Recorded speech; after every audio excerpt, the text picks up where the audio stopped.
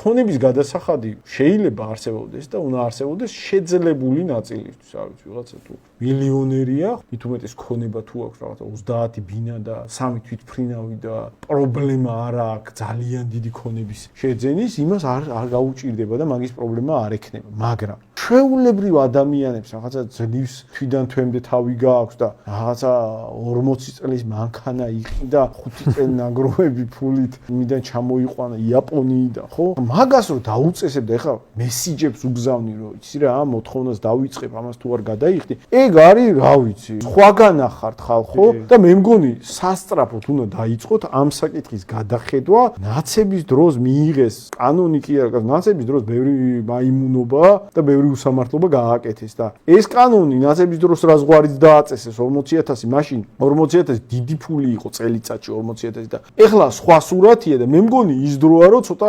გადახედოთ ნაცების დროს გადადგმულ ნაბიჯებს და ეს ერთ-ერთი ისეთი კანონია რომელიც როგორც მინიმუმ არ ვიცი უნდა გასამაგდეს მაინც ან გაოთხმაგდეს მაინც ის ზღვარი რომელიც ითვალისწინებს ქონების გადასახადის გადახდას